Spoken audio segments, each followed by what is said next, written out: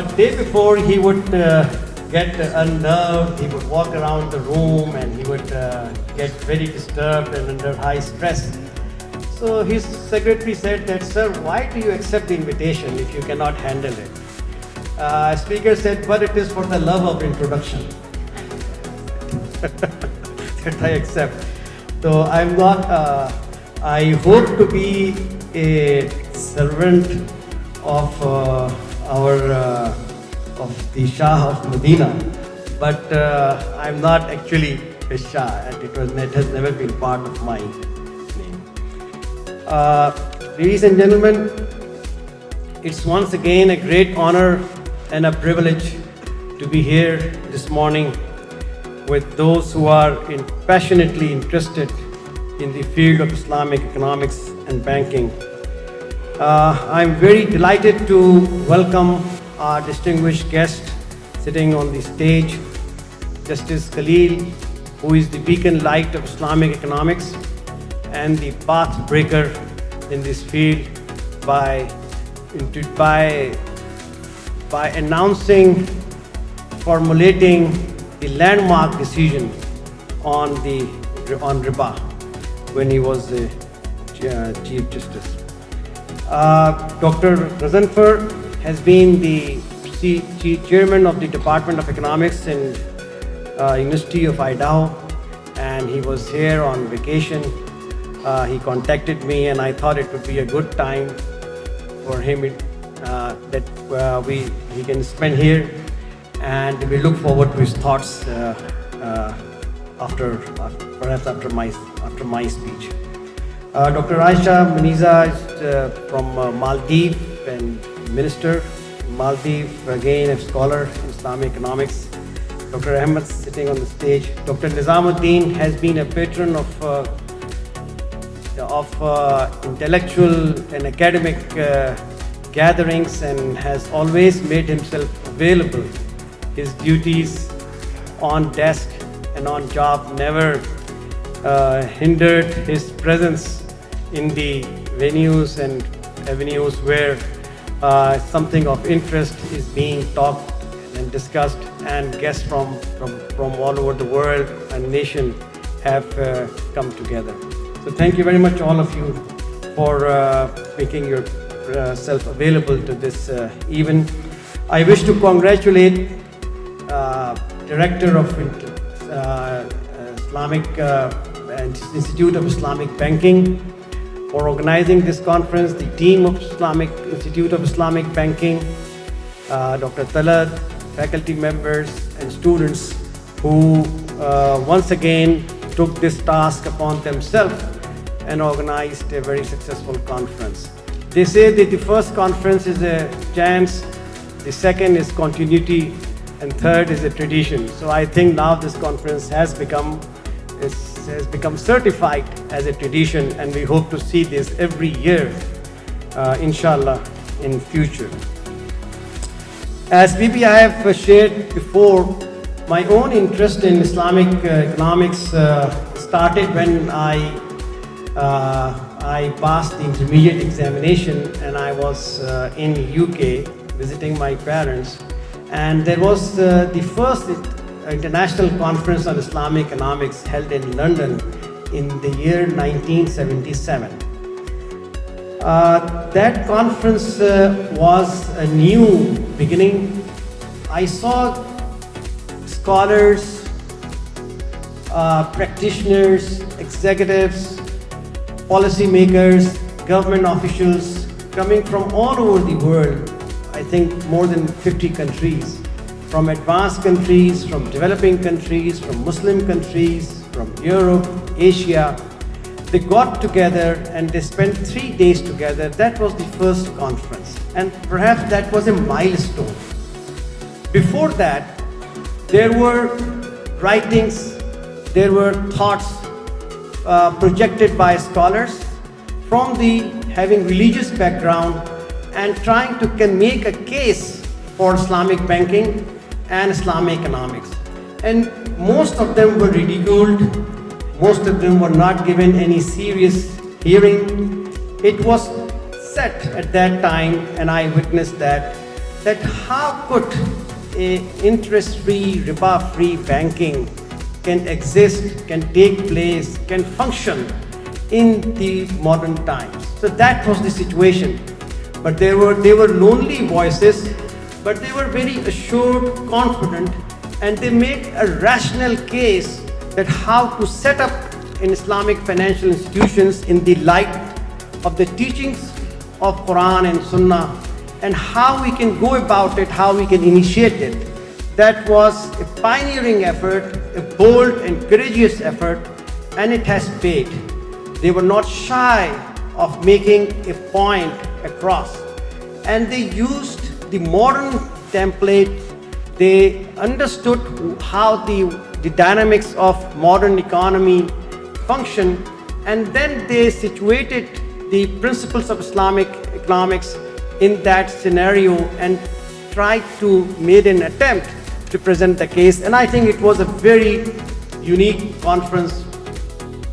Islamic Development Bank, of course, is known as perhaps the first bank in that direction, which came after the OIC conference in Morocco, I believe. So there was then a series of initiatives taken by different people in different places. Institutions for research in Islamic economics came up in Jeddah, in Islamabad, International Islamic University, in Malaysia, in other places. But practitioners, policymakers, ulamas from the religious institutions, bankers, and those who were concerned the way world economy is going forward, they all were unanimous in the view that Islamic economics has a credible approach to solve the problems and to respond to the challenges. And I think we must pay credit to them, and we must pray to Allah subhanahu wa ta'ala for good rewards to them for what they did in those times. And that is perhaps a very inspiring story, that if there is a case presented and if there is an argument and the effort goes on consistently with commitment, then there are results. Today, it's known to be this field of Islamic financial institutions is known to be about 1.5 to 2 trillion dollars, and is increasing at a faster growth rate, which is a testimony to the point of view. We can argue what's happening and how it is happening, but yes, there is a movement, and there is a credible, significant movement right now, and we can relish and we can enjoy, we can take pride in that movement. Since then, a lot of work has done and a lot of progress has been made in this field. This conference is another step in that direction. The objective, of course, is like any other conference, to organize a gathering of scholars in Islamic economics, finance and banking, have a free interaction among themselves to see what's new research, what are new ideas, and to understand the new insights, to share point of view, to understand what are the problems that are being faced by the practitioners, by enterprises, by institutions, and what are the solutions that have come to the fore in different places, what are the experiments that are going on, so that we can all enlighten ourselves with the cutting edge, and we understand where this field stands as of now.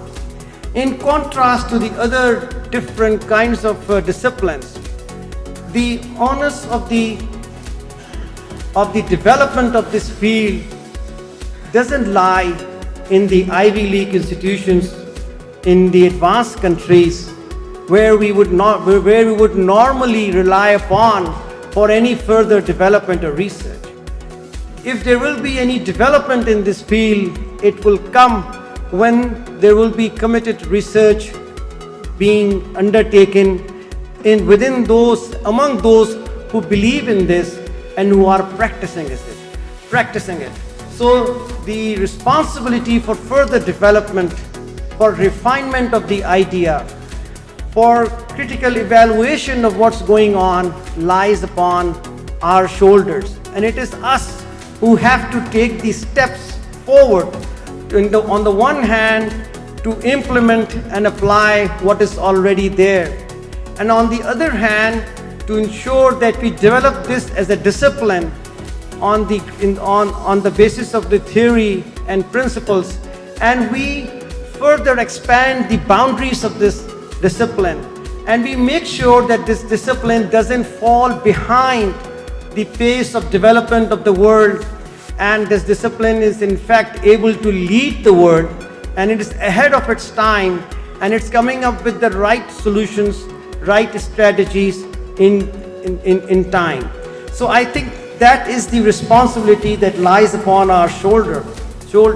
So this conference is not just like any other gathering where people would come, they meet, they greet, and they share pleasantries, and they know each other, and then they go away. If we are here, then we have a task to perform. We have a responsibility to undertake, to find new questions, new answers, and to enter into a long-term dialogue and discussion for the benefit of those who are in this field, and for the help and to facilitate the practitioners, and to encourage and promote research in this very important field.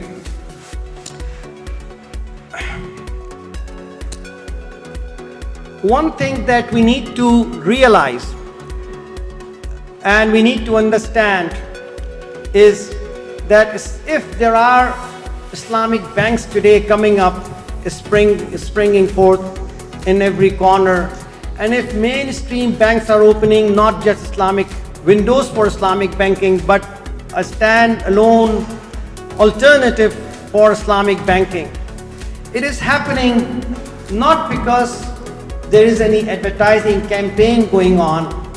It is happening not because there is any World Bank or IMF regulation taking place and prompting them to do that. It is not because there is any other structural change that is binding them to opt for Islamic economics.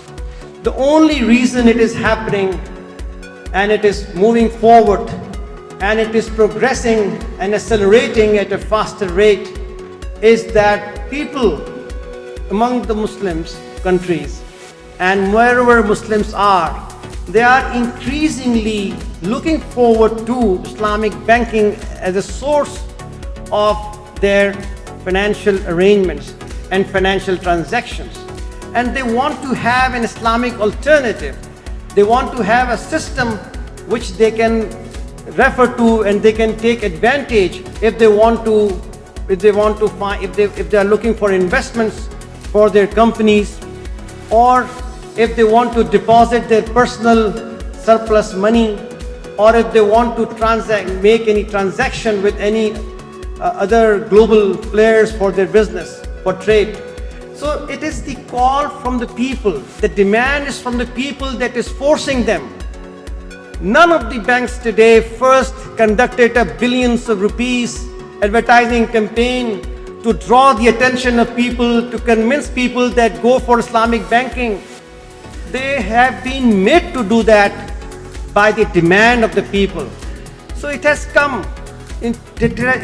achieved this momentum only on the basis of the demand, only on the basis of the pull from the people. It is not the result of any push.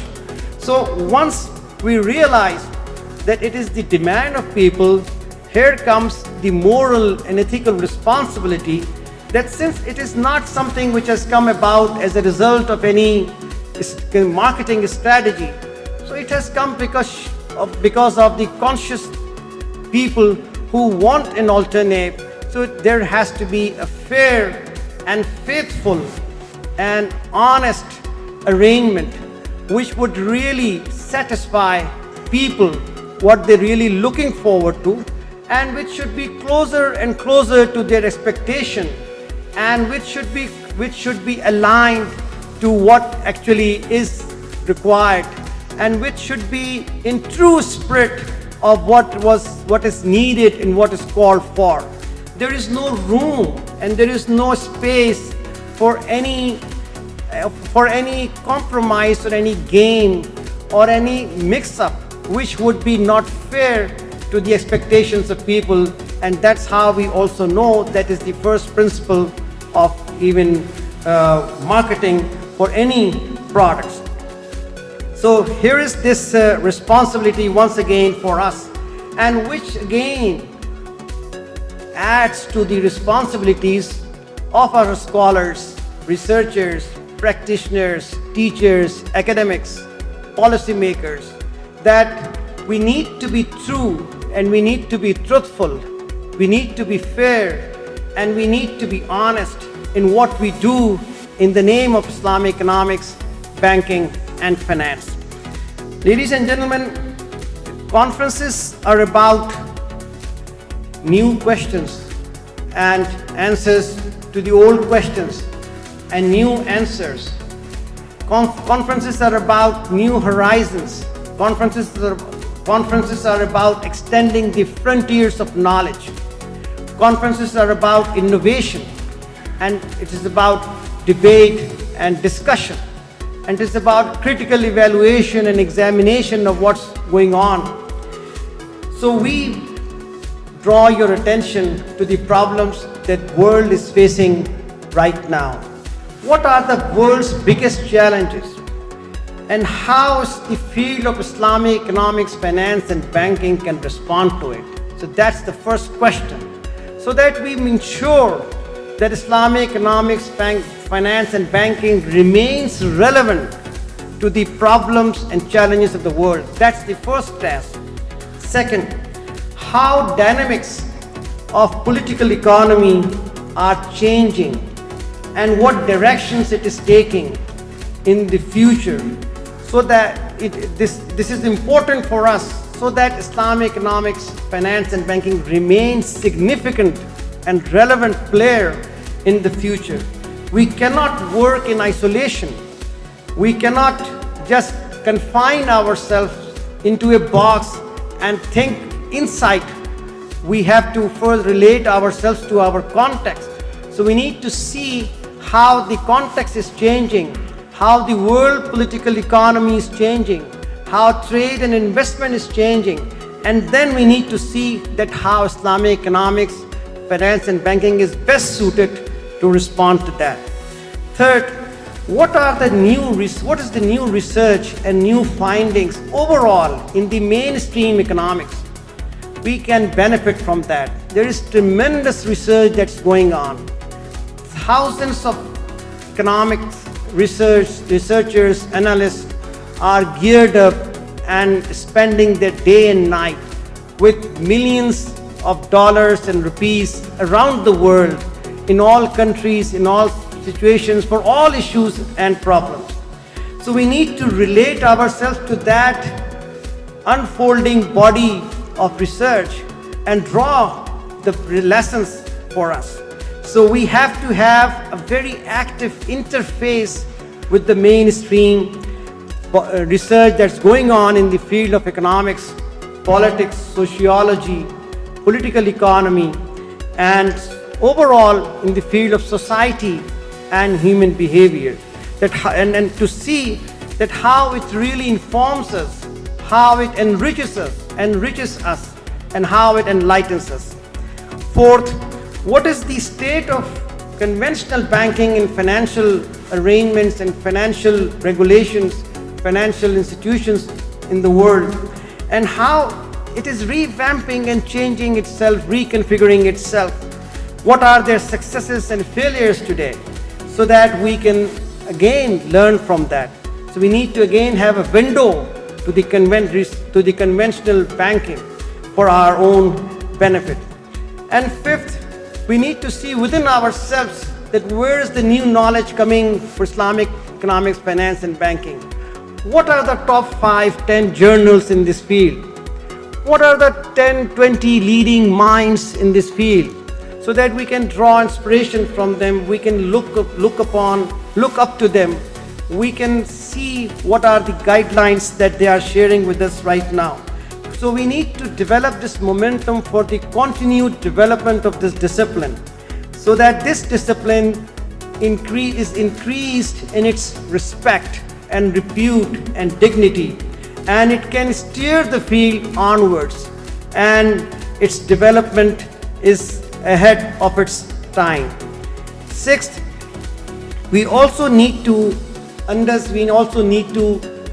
assess the performance and progress of financial institutions and enterprises that have come about with the guidelines of Islamic economics. We need to see what is their niche, how they are surviving, what has been their progress on the path of institutional development, and what is the view of stakeholders, regulators, executives, board members, managers, customers, and others about their performance. So there is a need of fair assessment of the performance of the current financial institutions. Ladies and gentlemen, Islamic economics work within the regulatory environment. So there is a deep relationship with the government, with central banks, with civil society, and with community at large. So there is the need again to see that strategic linkage and see what's new in this whole ecosystem, so that the field is once again tailored and tuned according to those needs. So this conference is, although it's like just any other conference, but I really hope for some very interesting, illuminating, enlightening thinking. I hope for courageous and bold thinking. I hope for and I wish a radical, substantive, holistic viewpoint, so that we can come up with amazing solutions and surprise the field, the stakeholders, those who are the experts in this area, with our thinking, because we believe that what we have got is the right approach. And if we believe in that this is the right approach, then if we are short on performance, then it is our lacking, it is our shortcoming, not in what we believe. I once again thank everyone who are here, our students, faculty members, professors and academics from other universities, scholars, presenters, researchers, and I wish you all 2 very interesting and exciting days. Thank you.